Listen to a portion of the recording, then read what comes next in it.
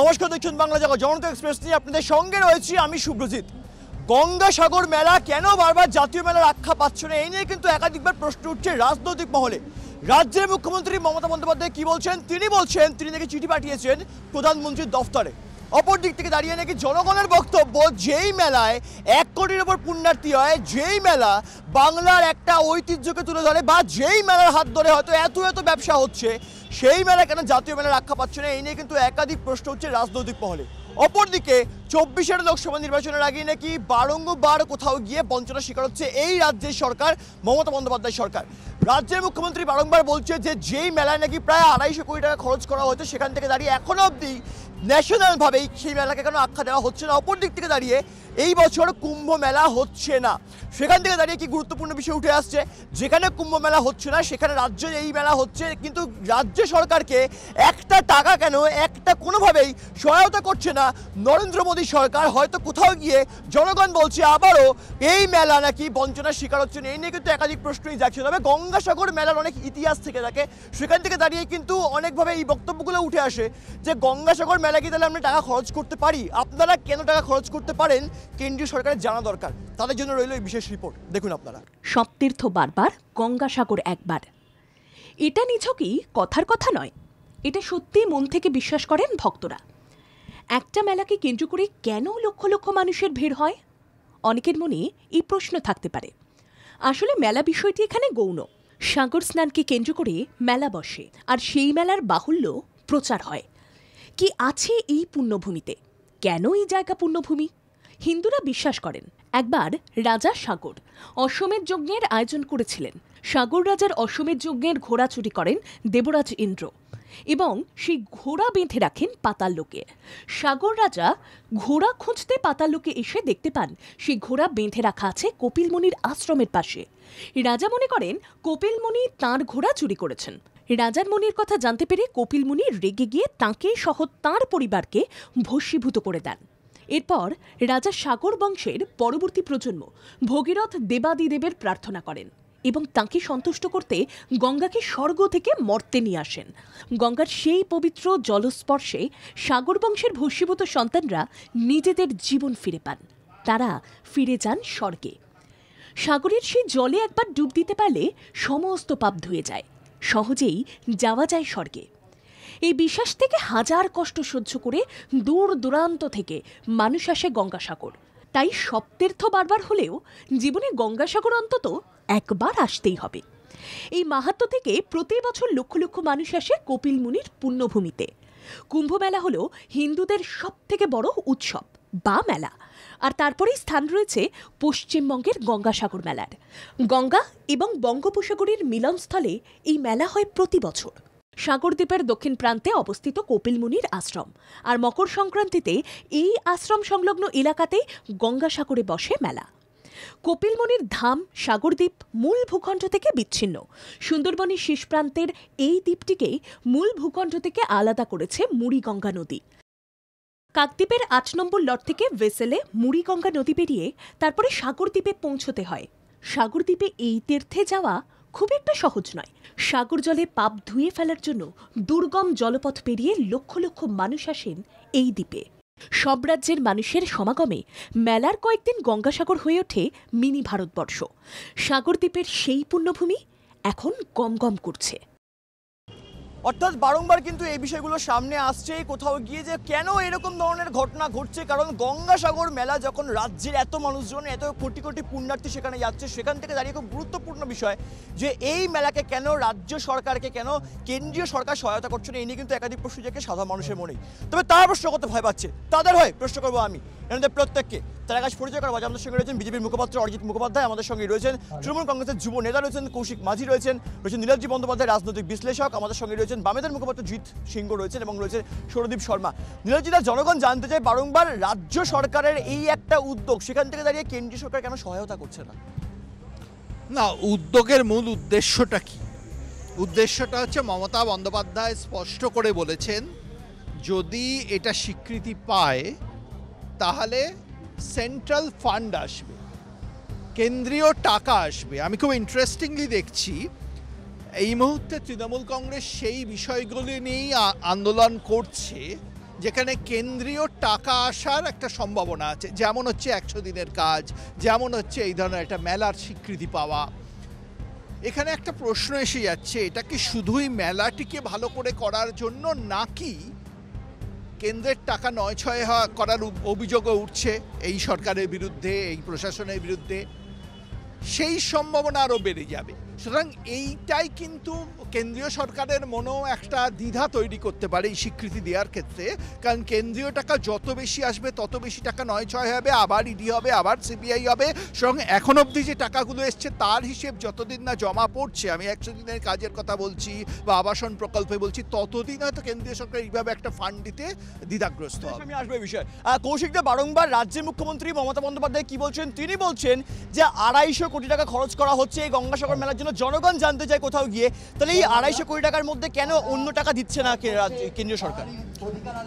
Xavier, তুমি ভালো করেই জানো যে এই গঙ্গাসাগর মেলাতে সারা ভারতবর্ষের মানুষ সামিল হয়, এবং সেখানে যেহেতু সারা ভারতবর্ষের মানুষ সামিল হয়, তো সেই জন্য রাজ্য সরকারের তরফ থেকে সেই ব্যবস্থাপনা আমাদের করতে হয়, যেহেতু সারা ভারতবর্ষের লোক এখানে এসে উপস্থিত হন, তাদের যাতে কোনো অসুবিধে না হয়। এবং এই মেলার ব্যাপকতা এতটাই যে এই বছর প্রায় 1 কোটি পুণ্যার্থী আজকে গঙ্গা স্নান করেছে। তো সেই জায়গা থেকে দাঁড়িয়ে কুম্ভ মেলা যেখানে 12 বছর অন্তর একবার করে হয়, সেখানে গঙ্গাসাগর মেলা কিন্তু প্রতি বছর হয় এবং সারা ভারতবর্ষের মানুষ সামিল হয়। তো সেই জায়গা থেকে মানে গঙ্গাসাগর মেলাকে জাতীয় মেলা করতে কেন্দ্র সরকারের কেন আপত্তি, সেটাই তো বুঝে উঠতে পারছি না। এই বিষয়ে আসবো, কি বলবেন? দেখুন, আমার খুব পরিষ্কার কথা, নীলাদ্রিদা একটা খুব উল্লেখযোগ্য কথা বলেছেন যে এই রাজ্য সরকার এখন সুযোগ খুঁজছে কিসের মাধ্যমে কেন্দ্রের টাকা পাওয়া যায় এবং সেই কেন্দ্রীয় টাকাকে নয় ছয় করা যায়, প্রথমত। দ্বিতীয়ত, আমরা দেখছি যে রাজ্যে গঙ্গাসাগরগামী সাধুদের ওপর মব লিঞ্চিং হয় আর এই রাজ্যের পুলিশ চুপচাপ বসে মজা দেখে, সেই রাজ্যের সরকার কি করে এই প্রশ্ন কেন্দ্রের কাছে তুলতে পারে? এটা তো সবথেকে বড় লজ্জার ব্যাপার এই রাজ্য সরকারের কাছে জানাই। বেশ, অর্থাৎ কোথাও গিয়ে কিন্তু বারংবার এই বিষয়গুলো আমি আসবো সৌরদীপের কাছে। সৌরদীপ, এত প্রশ্ন আসছে, সেখান থেকে দাঁড়িয়ে শুধুমাত্র এই গঙ্গাসাগর মেলা বলে নয়, আজকে বিভিন্ন নাকি পশ্চিমবঙ্গের বুকে অনেক জায়গা রয়েছে যেখানে এই মন্দিরের টাকার জন্য নাকি রাজ্য সরকার সহায়তা করছে। সেখান থেকে দাঁড়িয়ে সেখানে তো কেন্দ্রীয় সরকারের কোনো রকম হাত নেই। তা সত্ত্বেও আজকে যেই মেলা থেকে, যেই গঙ্গাসাগর মেলা থেকে কোটি কোটি টাকা লাভও হচ্ছে রাজ্য সরকারের, রাজ্যের একাধিক মানুষের, সেখান থেকে দাঁড়িয়ে এই মানুষগুলোর সাহায্যে কেন এগিয়ে আসছে না কেন্দ্রীয় সরকার? দেখুন, কবি জীবনানন্দ দাশের কথা একটা লেখা বলি, বাংলার মুখ আমি দেখিয়ে আছি, তাই পৃথিবীর মুখ আমি আর দেখিতে চাই না। কিন্তু আজকের দিনে দাঁড়িয়ে বাংলা সব দিক দিয়ে বঞ্চিত। আজকে যখন কুম্ভ মেলা কিন্তু আজ 2025 সালের পর দেখবেন 2026 সালে আর হচ্ছে না, 2027 সালে হবে। কিন্তু গঙ্গাসাগর মেলাকে আজকে মানে জাতীয়তা দিতে অসুবিধাটা এই কারণে এটা 2021 সালেই ঠিক হয়ে গেছিলো যে বাংলা থেকে যেহেতু সিট পায়নি, তাই বাংলাকে যে সব দিক দিয়ে বঞ্চনা করব। আজকে আমরা দেখেছি যে অযোধ্যায় আজকে কুম্ভ মেলা আজকে বড় জায়গা পেয়েছে। আজকে গতকাল আমরা মেদিনীপুরে একটা রাম মন্দির প্রতিষ্ঠা দিবসে সেদিনকে দিলীপ ঘোষের কথা শুনছি যে সেখানে তাদের আপত্তি, কেন রাম কি শুধু বিজেপির নিজস্ব? তা তো নয়। না, রাম কখনোই বিজেপির নিজস্ব নয়, রাম বিজেপির নিজস্ব, বিজেপি এটা কখনো বলেওনি। আর কুম্ভ মেলা এটা পৌরাণিক, এটা পৌরাণিক সময়, দিলীপ ঘোষ কালকে বলে সময় থেকে হয়ে আসছে, আসলে প্রতি 4 বছর অন্তর হয়। ছাড়া তো আমাদের দেশে ইনফ্রাস্ট্রাকচার নেই, তাই রাজ্যে এনআরসি নিয়ে, মমতা ব্যানার্জি এনআরসি নিয়ে তখন আন্দোলন করেছিল, আপনারা জুড়ে ছিল, তখন মমতা মন্দির এখন যেটা পরিপূর্ণ হয়নি সেটা এখন উদ্বোধন বলছে। আমি আসবো একটা খুব গুরুত্বপূর্ণ বিষয়, আমি বামেদের উত্তর দেবো, কারণ বামেরা বলে তারা নাকি ধর্ম নিরপেক্ষ এবং তারা ধর্মের এই ব্যারেজের মধ্যে থাকে না। সত্যি চিন্তা, কারণ আজকে একদিকে অযোধ্যার রাম মন্দির হচ্ছে, টেলিভিশনের পর্দায় লোকজন লাইভ প্রোগ্রাম দেখে তারা ভাবছে একদিকে অযোধ্যার রাম মন্দির, পাশাপাশি এইদিকে রাজ্যের মুখ্যমন্ত্রী মমতা বন্দ্যোপাধ্যায় বলছেন কেন গঙ্গাসাগরে কেন্দ্রীয় যেই পরিমাণ সহায়তা করছে সেখানে কেন এখানে সহায়তা করছেন না? কি বলবেন বিষয়গুলোকে? খুব খারাপ লাগছে 2024-এর ইলেকশনের আগে কেউ রাম মন্দির নিয়ে কথা বলছে, কেউ গঙ্গাসাগর নিয়ে কথা বলছে, কাজকর্মের কথা হচ্ছে না, চাকরি প্রার্থীরা বসে রয়েছে 1000 দিনের ওপর, সেই কথা নিয়ে হচ্ছে না। আজকে আপনি এইখান থেকে বাবুঘাট দিয়ে সোজা ডায়মন্ড হারবার রোড ধরে সাগর পর্যন্ত যাবেন, আপনার মনে হবে যে গঙ্গাসাগর মেলা বোধহয় মমতা ব্যানার্জি আসার আগে গঙ্গাসাগর মেলা হতো না। আর শ্রী রামচন্দ্র জন্মায়নি যেন, মানে নরেন্দ্র মোদী আসার পরে শ্রী রামচন্দ্র, উনি হয়তো জানেন না যে বাংলা মানে ওয়েস্ট বেঙ্গলের নাম বাংলাটা চেঞ্জ করার জন্য আর গঙ্গাসাগর মেলাকে জাতীয়তাবাদী দাবার জন্য 2 বছর 3 বছর বারবার বলা হয়েছে। বাংলা কেন বলা হয়েছে? যখন ইন্ডিয়ান মিটিং হয় তখন ওয়েস্ট বেঙ্গল সবার শেষে থাকে, সেখানে ওয়েস্ট বেঙ্গলে বড় মেলা, এরকম বড় মেলা ভারতবর্ষে 12টা রয়েছে, কেরালাতেও আছে। মমতা ব্যানার্জি আজকে গঙ্গাসাগরের কথা কেন বলছে? 5 সময় কেন বলেনি? গঙ্গাসাগরের কথা কেন আরে আজকে লোকজন, আজকে জনগণ হাসছে টেলিভিশনের পর্দায়, কারণ তারা দেখছে বারংবার এই মন্দির নিয়ে এত রাজনৈতিকভাবে কোথাও গিয়ে একটা চাপানোত্তর করার সৃষ্টি হচ্ছে। একদিকে অযোধ্যার রাম মন্দির 22 তারিখে সেখানে উদ্বোধন রয়েছে অরিজিৎ দা, এদিকে আপনারা বলছেন সেখানে নাকি সহায়তা করতে পারে। পাশাপাশি খুব গুরুত্বপূর্ণ বিষয়, আজকে গঙ্গাসাগরের কাছে কোনো রকম কোনো সাহায্য আসছে না কেন্দ্রের তরফ থেকে, অথচ রাজ্যের মুখ্যমন্ত্রী বলে নাকি দোষ হয়ে যায়। এটা সম্পূর্ণ ভুল তথ্য। গঙ্গাসাগরের জন্য নাকি কোনো রকম কেন্দ্রীয় সহায়তা আসছে না। প্রথমত বলি, আমি যেটা বলছিলাম, যে রাজ্যে সাধুদের ওপর লিঞ্চিং করা হয় এবং এই রাজ্যের প্রশাসন নীরব দর্শক হয়ে মজা দেখে, সেই রাজ্য সরকারকে ধিক্কার জানাই। আর এই শাহজাহানের মতো এই দুষ্কৃতী বাহিনীর নেতাদের যেখানে এতদিন হয়ে গেল আজকে অধরা, এই রাজ্য সরকার ধরতে পারে না। তারা শুধু কেন্দ্রীয় প্রকল্পকে নিজেদের নামে চালায় এবং কেন্দ্রীয় প্রকল্পের টাকা 9-6 করে এই রাজ্য সরকার কেন্দ্রের বিরুদ্ধে মানুষকে ভুল বোঝায়। এই যে আপনি বাড়িটা পাচ্ছেন, এই কেন্দ্রীয় আবাস যোজনার বাড়িটাকে বাংলা আবাস যোজনার নামে চালিয়ে মানুষকে ভুল বুঝিয়ে কেন্দ্র সরকারের বিরুদ্ধে উস্কাচ্ছে।